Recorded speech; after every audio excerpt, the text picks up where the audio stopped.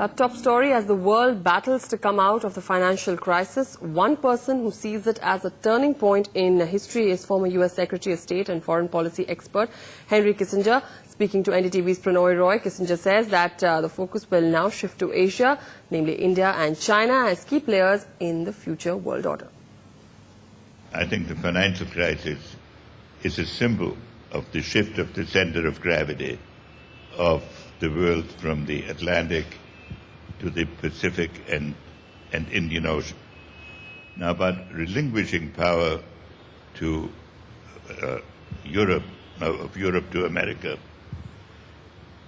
I think if Asia does for us what we did for Europe at the end of World War II, one would find a great readiness to cooperate. So if there's an attempt for a Chinese-Indian Marshall Plan for America, I'm sure it would be gratefully received.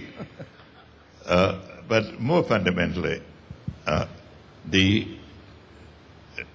is a shift of the center of gravity. And Kissinger also emphasized what the Bush administration and the Manmohan Singh government have been stressing, especially after the nuclear deal, that India and America today as global powers have identical aligned interests.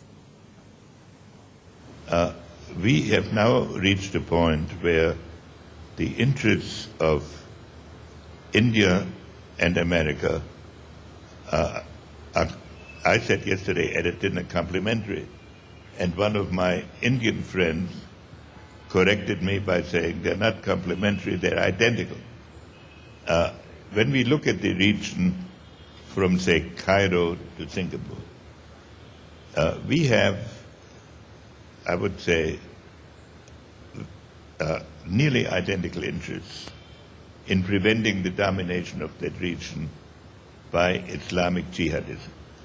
Because that will then, if that were to succeed, it would radicalize not just the western part of the Islamic world, but the eastern part of the Islamic world, and face even India with enormous problems.